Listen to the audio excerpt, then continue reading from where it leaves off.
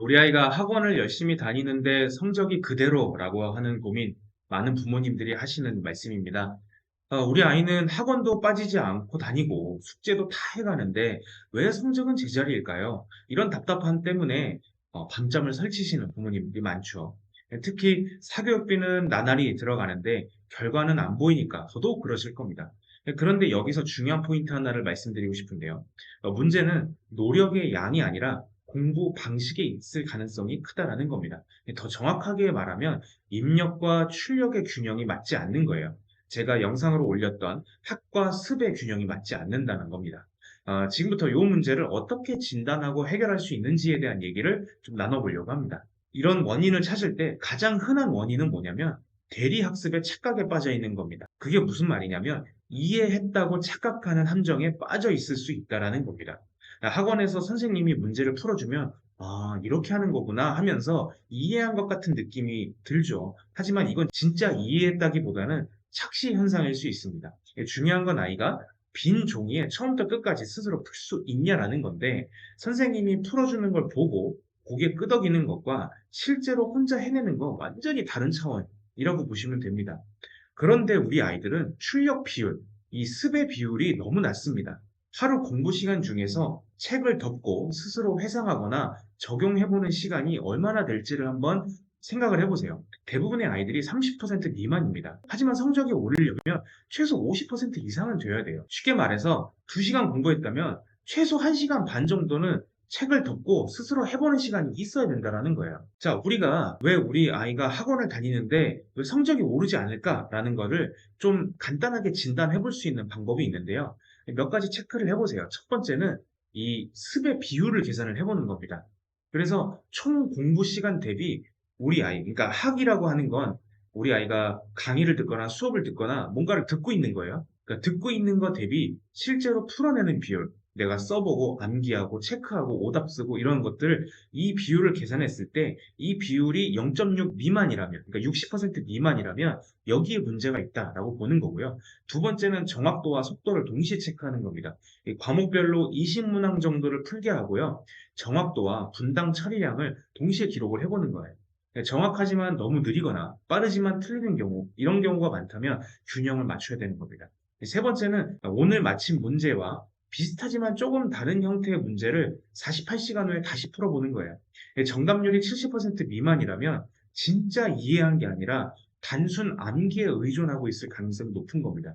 이 세 가지 테스트를 통해서 우리 아이의 병목 지점이 어디에 지금 물려 있냐를 찾아볼 수 있다라는 거고요. 이것들을 우리가 2주 만에 좀 바꿔볼 수 있는 현실적인 방법이 있다면 매일 90분씩 과목 한 개를 기준으로 좀 시작을 해보는 건데요. 이건 학원 수업이 있는 날에도 동일하게 적용할 수 있는 방법입니다. 첫 번째는 첫 15분 동안 책을 덮고 전 시간에 배운 개념으로 5문제를 풀어보는 프리퀴즈를 해보는 겁니다. 이 손도 못 대는 문항이 있다면 왜 못 풀었는지 한 줄로 원인을 기록하는 것들이 좀 중요하게 됩니다. 그런 다음 25분은 핵심 개념을 압축하는 겁니다. 이 교재 여백에 3줄 요약을 써보게 하세요. 개념 정의, 대표 조건, 오답을 유도하는 이런 포인트 순서로 적는 겁니다. 그 다음 40분은 같은 개념이지만 출제 형태나 표현만 바뀐 문제를 10문제 정도 풀어보게 하는 겁니다. 여기에서 오답이 나오면 해설을 그냥 베끼지 마시고 이 다음번에 제가 소개해드릴 오답 처리 방식대로 좀 정리를 하는 겁니다. 그런 다음 마지막 10분은 오늘 푼 문제 중 5개를 시간을 반으로 줄여서 풀어볼 수 있는지를 한번 체크를 해보는 겁니다. 정확도는 80% 이상 유지를 하는 겁니다. 그래서 이것들이 처음에는 하기가 조금 번거롭거나 껄끄러울 수 있는데 이게 조금 감이 잡히고 루틴이 되면은 이렇게 해서 내가 이 학습 효율을 계속 올려갈 수 있다는 겁니다. 자, 아까 말씀드린 오답 처리를 어떻게 하냐? 오답 노트를 예쁘게 정리하는 것보다요. 오답 노트 앞면에는 문제 번호, 핵심 개념, 왜 틀렸는지를 체크를 하시고요. 이 뒷면에는 내 스타일로 다시 풀어서 3줄 정리를 하는 겁니다. 그런 다음에 걸어야 될 규칙을 한 줄로 써는 거예요.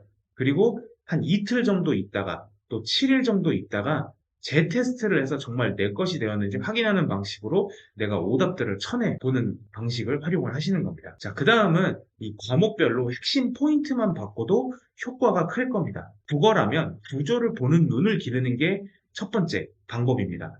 지문 내용을 요약하려고 하지 말고요. 문단별 기능을 화살표로 표시하는 연습을 먼저 해보는 겁니다. 보기 문항이 나오면 지문과 보기에 대응표를 작성하는 훈련도 필요한 거고요. 수학이라면 유형을 외워서 풀이하는 방식은 어느 정도 한계가 있어요. 그러니까 그 상위 단계로 올라가려면 정의와 조건에서 시작해서 필요 충분 조건을 따져보고 발례는 없는지 확인하는 순서로 역추적하는 습관을 기르시는 겁니다. 세 번째, 영어라면 영어를 한국어로, 다시 한국어를 영어로 바꾸는 연습을 매일 한 10문장씩 해보세요. 이 독해에서는 논리 연결어만 표시하고 근거가 되는 줄에 체크 표시하는 연습을 하다 보면 막혔던 병목이 좀 뚫려질 수도 있습니다. 만약 탐구 과목이라면 단원별로 개념 도표 실험 설계의 맵을 먼저 그리시고요. 문제에서는 도표와 문항을 역으로 매핑하는 연습을 하는 겁니다.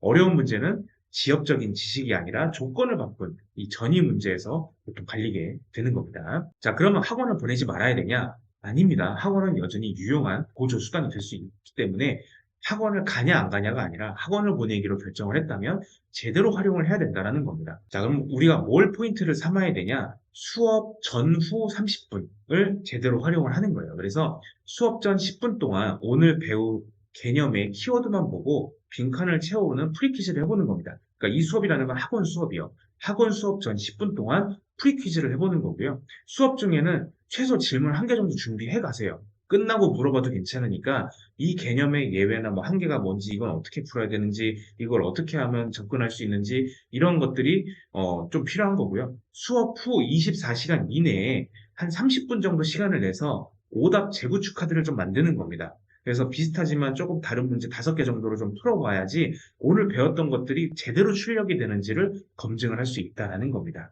부모님들이 해주실 건 뭐냐? 주 1회 결과만 체크를 하시면 됩니다. 매일 잔소리하지 마시고 주 1회 정도 출력 비율이 한 60%를 넘어갔는지, 이번 주 오답 카드는 제대로 만들고 있는지, 정확도와 분당 처리량이 지난주보다 나아지고 있는지, 잠은 충분히 자고 공부 2시간 전부터 혹은 1시간 전부터는 스마트폰 사용을 줄이고 있는지, 그래서 이런 식으로 체크만 해주셔서 아이가 객관적으로 스스로 내가 나아가고 있구나라는 걸 인지할 수 있는지를 체크해 주시면 되는 겁니다. 무엇보다 좀 등급별로 전략을 달리하시는 게 좋아요. 우리가 2등급이 써야 되는 전략, 3등급이 써야 되는 전략 다 다르죠. 만약에 4등급에서 3등급으로 넘어가는 거라면 새 문제집과 오답 재구축의 비율을 한 6대4 정도로 가져가세요. 아직 개념의 전 범위에 노출되는 게 굉장히 중요한 단계이기 때문에 새 문제집을 통해서 개념을 내가 새로 습득하는 그런 거에 노출되는 게 되게 중요한 등급이 되겠습니다. 3등급에서 2등급으로 넘어가려면 비율을 6대4에서 4대6으로 바꾸는 겁니다. 개념을 내가 이해하는 것보다 조금 더 이 개념에 대한 다양한 문제를 풀어보는 게 조금 더 중요한 등급이 되겠습니다. 근데 만약에 2등급에서 1등급으로 넘어가려면 새 교재는 2, 오답과 재규축 전이 훈련은 8 비율로 가져가셔야 됩니다. 그래서 이때부터는 얼마나 빨리 정확하게 다양한 형태의 문제들을 풀어낼 수 있냐가 중요한 전략이 되겠습니다. 이런 신호는 조금 위험한 신호라고 이제 얘기를 하는 거니까 우리 아이를 딱 봤을 때 이런 것들이 좀 보이네 그러면 방향 체크를 한번 해보세요. 노트 정리가 과도하게 예쁘게 돼 있거나 같은 단원을 3일 연속으로 공부를 하고 있거나 출제 기관이나 난이도 확인 없이 그냥 교재만 계속 사서 풀고 있거나 실제 시험 시간에 맞춰서 모의고사를 풀어본 적이 한 번도 없다. 이런 것들이 좀 관찰이 되면 방향을 좀 바꾸거나 병목 현상을 해결해야 되겠구나라고 생각을 하시면 되겠습니다. 그래서 결국 학원을 열심히 다니는 건 분명히 좋은 일이라고 할 수 있습니다. 하지만 그것만으로는 성적 향상에 한계가 있을 수 있죠. 중요한 건 학원에서 배운 내용을 얼마나 내 것으로 만들 수 있냐라는 거고요. 말씀드린 방법들을 2주만 꾸준히 해보시다 보면 분명히 변화가 보일 거라고 생각을 합니다. 특히 출력 비율을 60% 이상으로 맞추는 것만으로도 변화를 경험하실 수 있을 겁니다. 무엇보다 아이가 스스로 성장하고 있다는 걸 느낄 수 있도록 도와주시는 게 가장 중요하고요. 점수 이전에 아이가 이 해결 과정에서 보이는 변화와 성장에 좀 더 관심을 가져주시면 아이 스스로 일어설 수 있는 이런 회복 탄력성들이 더 잘 길러질 수 있을 겁니다.